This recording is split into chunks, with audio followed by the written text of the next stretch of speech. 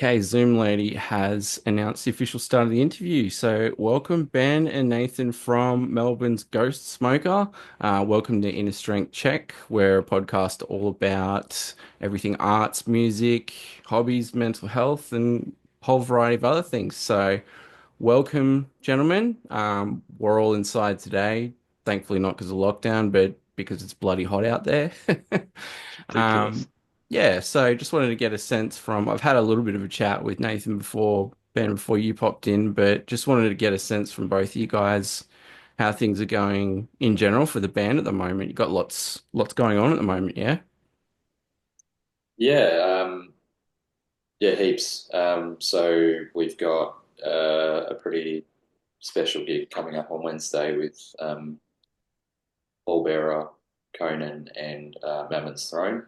Mm, One's at Max Watts, and I said to you before we've been waiting to play there for a little while. yeah, So that's really good. And then we sort of are doing a bit of a run for the upcoming album release. So mm, our record Inertia Cult is coming out on March 21st. So we'll be having a little bit of a listening party at Black Sound Records in Brunswick this Sunday, so the 16th. And yeah, we've got the Melbourne album launch on the 29th of March at the Bendy. And then we're doing a couple of shows across Sydney, Adelaide, and we're doing Sunburn Festival in Frankston on April nice. 26th. Nice. It's So you got busy. a fair few ducks lined up in a row in terms of gigs, which is good. Yeah, and there's still a few that they're later in the year, but they're pretty massive. So Yeah, awesome. What are your thoughts on all that, Ben? Are you as nervous as Nathan about the Pallbearer and Conan gig on Wednesday? I'm trying to make it excited rather than nervous as much Yeah. as I can. Conan is my all-time favorite band, Oh, so God. Yeah. um, even when we found out, it was probably a couple of months ago now, that we were going to support, it was literally like I was actually driving in the car with my partner and we had to pull over because I was like getting teary about it. It was that Oh, exciting. So that's amazing. um, yeah, I'm trying to just remember what brought us to the dance, and remember that we deserve to have this spot and not get too in my head about it. Yeah, absolutely. And I think with the reception you guys have had, both from the Grief EP and even just the reception, even the buzz around your singles Elogium or Elogium, whichever way you want to pronounce it, and Incarnate, like there's already been a buzz around that. And I had a listen of well, I'll be honest, I've had a few advanced listens of Inertia Cult and talking about Conan, I can hear a bit of Conan influence just with that raw, just HM2, just dirty, gritty tone on the album. So I actually think you guys are really well placed to be a support under Conan, and you guys have been working hard on the LP. Speaking of the LP, speaking of the upcoming album, so I know that Jason Fuller did the mix and John Roberto did the mastering, and it's sounding solid. From my perspective as a listener, it's got a real mix of like raw grit, but also very polished. What are your guys' kind of thoughts on how the production turned out? I think that's a good description of it. I mean, we we didn't have a ton of time to record, so we just kind of like got in there, got it done. So there's, at least from in terms of guitar tracks, there's very minimal to almost no sort of overdubbing or layering or anything like that. It's like Mm, it's a couple of guitar tracks playing the same thing. So in that sense, I think the rawness is what you'll hear live. There's nothing yeah. on there that we can't replicate. Mm, But yeah, the polish that goes along with it, obviously, those two guys are absolute masters of their craft to make it yeah. make it sound polished and make it sound good. So yeah, I Mm, think that's pretty much how I think about it too. mm, mm. And you guys, it sounds like you guys got using like a pretty low tuning, like in Drop terms A of sharp. yeah. There we go. Yeah, yeah. Yeah. I'd Yeah. love to go lower, but yeah, I don't want to have to bring more guitars to gigs, so we'll try and stick with that one for now.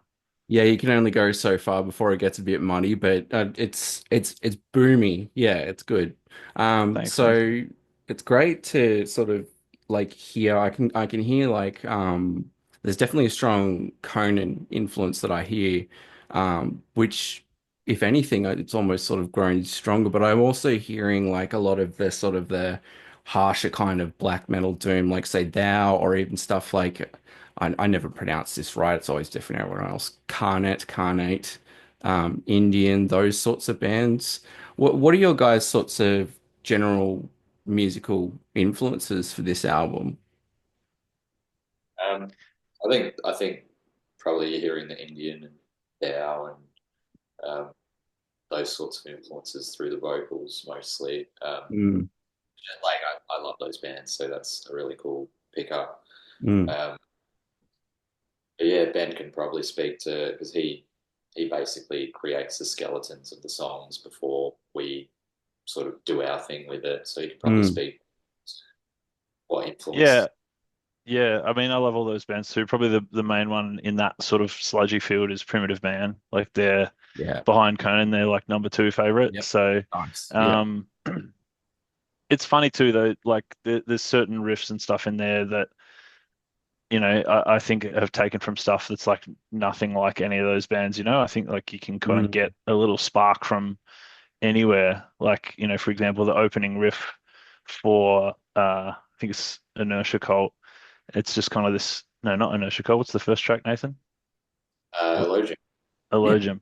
Open. I don't know the names.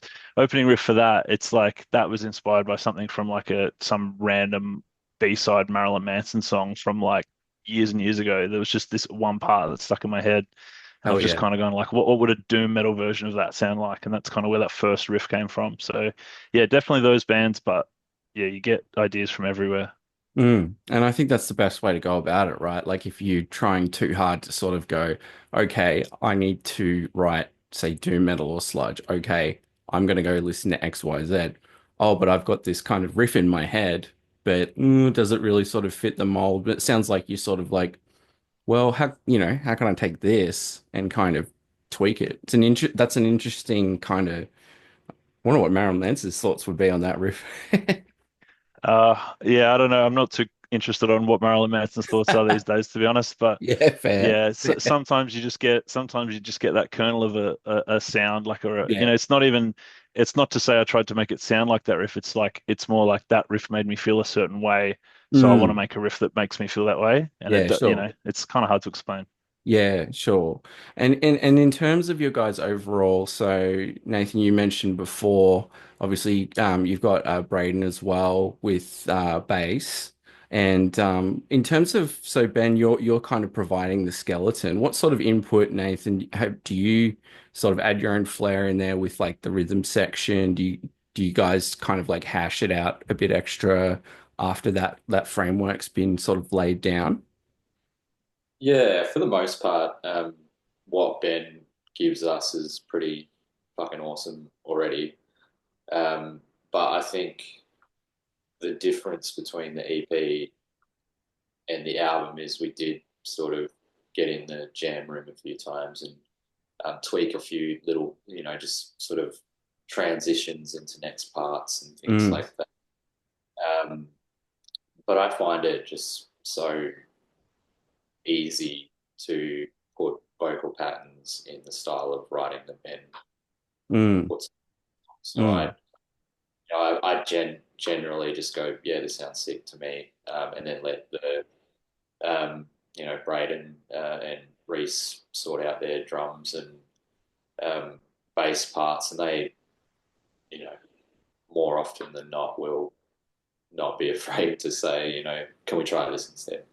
Yeah. Um, Generally works out. So it's pretty democratic, like as any good band is. Yeah. Mm, Like I've been in bands in the past where you sit in the jam room and you're going over one part over and over and over again. mm, The loudest voice in the room always tends to be the one that gets their way with it, and it's not mm, always the best mm, outcome. mm. Um, and you just sit there spewing that you couldn't speak up a little bit more. It's not really like that in this band. It's kind of like I think for the most part, we're just already on the same page Yeah. with the and its writing. The tweaks are just there to make the song flow a little better at times, and Mm, that's it. mm, mm. So it's kind of just, it's really just sort of an organic flow, just jamming together and then just making tweaks and adjustments based on like the general framework, really, which is, again, it's kind of the ideal way to go, isn't it, really? Yeah.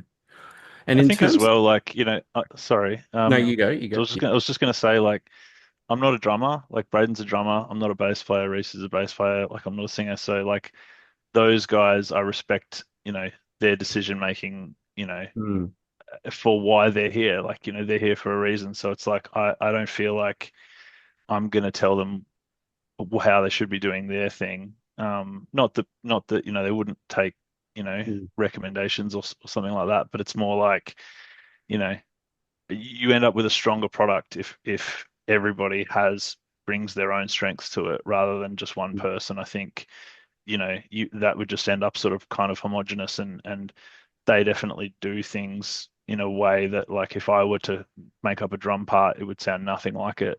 mm, And you want to lean into those strengths. It's like valuing that diversity to produce a stronger product in the end.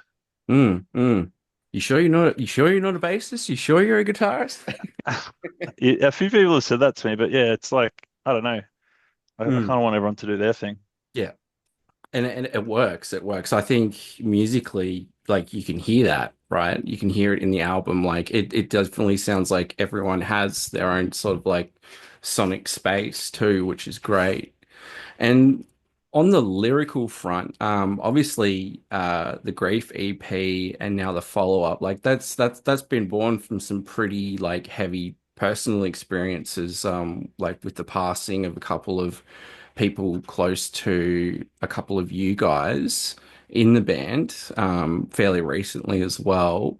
Have, I guess, the members found the process of like, I guess the process of catharsis and using this music as an outlet, like in terms of songwriting and jamming, how's that Uh, sort of translate over for you?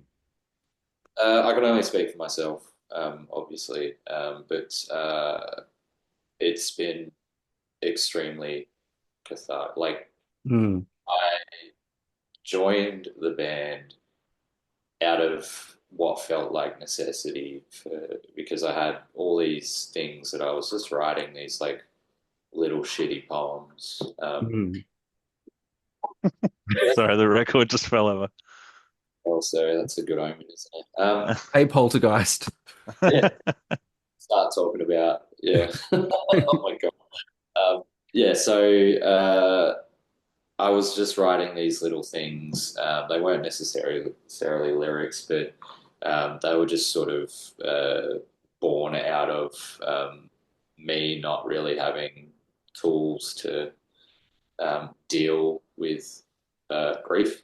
Mm, People in my life that had passed away that I had just extremely difficult relationships with, and yeah. there was so much unresolved trauma and things of that nature. So I joined the band out of the want to be creative during Mm. the lockdown. So I was getting antsy. I didn't, have I painted a little bit of Warhammer, but I'm shit at it, so I stopped doing that. And I You just don't want to see writing. my BattleTech minis either. I couldn't decide on what army I wanted to paint, so I just kept painting different armies. But yeah, so yeah, I just joined the band out of necessity, really, to Mm. just be creative. Um, we didn't really, I guess, when we started the band, we didn't really anticipate it was going to be anything other than let's do a couple of demos and an EP, maybe. Mm. Uh, Here we are, and unfortunately, as part of life, we've I've had more tragedy strike within my family. Um, and yeah, Braden, his father passed away during the recording of the album. Mm. Um, so yeah, it's definitely from writing the songs to recording it and now to releasing it, it all has its own way of just yeah, it all has its own catharsis, and Yeah.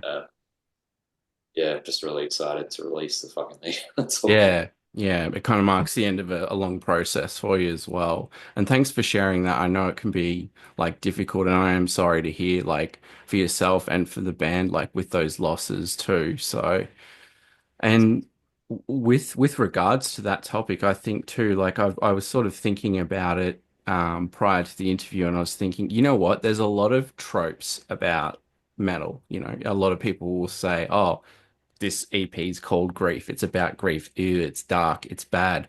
But what I find interesting as a listener and like musician, you know, nowhere near as good as you guys, but you know, musician, listener, on either side of the coin, I think what people might miss about albums like, you know, where you're discussing grief and trauma is actually the experience of playing it, of sitting there listening to it, even though it's someone going, yeah, you know, you feel positive, and it's almost like a strange dynamic, right? Like it feels like, oh, well, I'm supposed to be negative about this is supposed to be angry music that makes people feel bad, but I don't know, I'm kind of going on a tangent here, but I'm guessing like you guys are still playing, you're recording, you're going that there is that positive emotional element for you guys, right? It's Even in venting. playing doom Yeah. metal. Yeah. It's venting. It's all venting. It's all Mm, purging, releasing. Um, a lot of it is angry and resentful.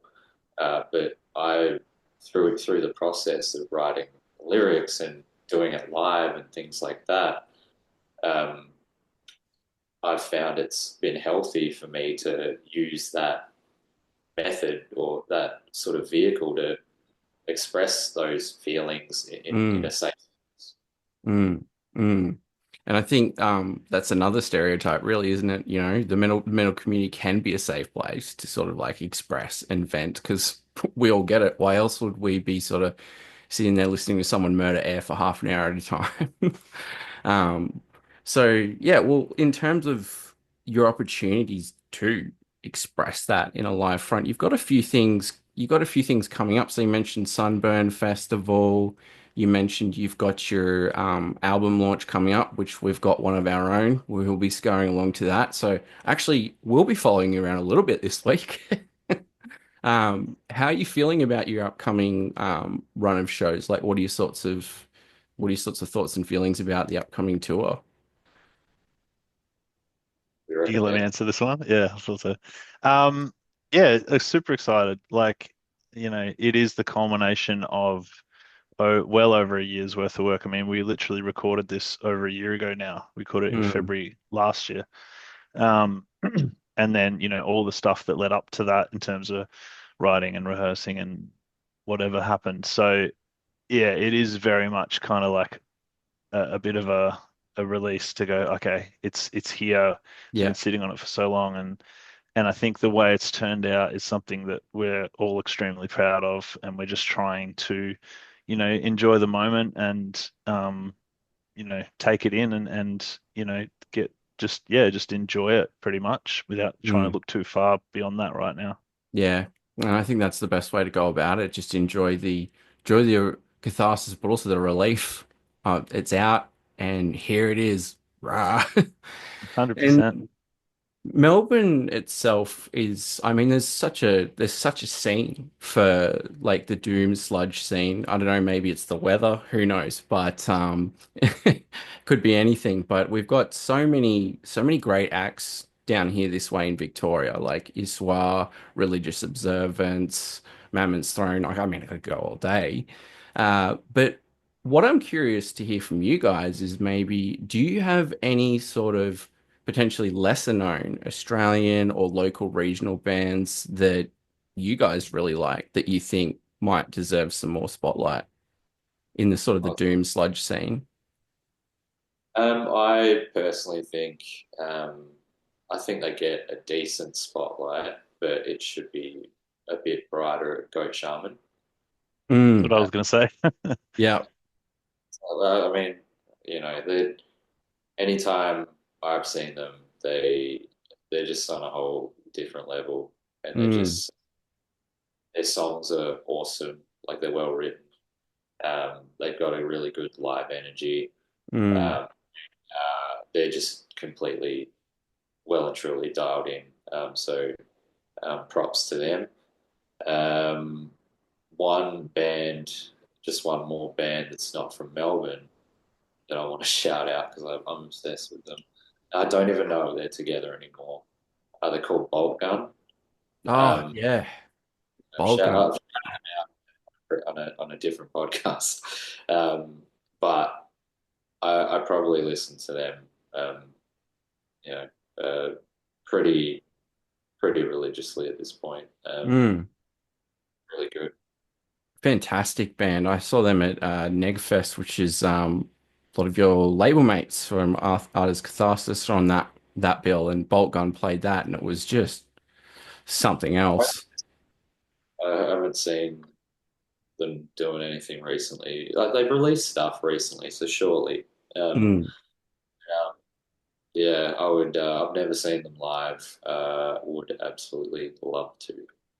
I got my fingers crossed for you. What about you, Ben? Any sorts of ones that are kind of coming to mind for you, or any Well, particular faves, or yeah, Nate stole my thunder with Goat Shaman. They are, if you haven't seen them live, they're yeah. like absolutely on another level. I don't know if they know how good they are. But yeah, they're incredible. Other than them, we played with a band a few weeks ago called Shipyard. They really blew Mm. me away. Um, just like, I think they're a two-piece, just drums and bass, and it was just super heavy, super loud, just tons of amps, just Nice. all the good things in life. Nice, nice, Yeah, nice. It's good to hear. It's good to hear the stoke coming from fellow people in the scene. Like I'm seeing you guys light up the way you're talking about them too. Yeah, and my it's probably a very cliche rock journalist type question, but if you guys were, say, someone or damn Zoomers is listening to this or watching this and is like, you know what, I want to start a doom band or a sludge band or whatever, but I'm not really sure how to get started on that. Like, what kinds of advice would you give to such a person? it's a good question. I jumped on Facebook and Mm. advertised my services. Gave my influences which were completely not doom or sludge or anything like that. Um, but then our ex drummer reached out to me. So I'd say get out and just advertise yourself on social media and things like Mm. that. Just get the word out about yourself and um, keep an eye out for bands that are looking for members. That's probably or just come to gigs and talk to people. Yeah, There's absolutely. always people that you have conversations with who say, "Oh, I'm trying to start a band and trying to find members," and I just wish that you know they all had that conversation Congealed. with They all met together. Yeah. months apart. Mm. Um, at different venues or at different states or whatever. So there's definitely plenty of people trying to do it.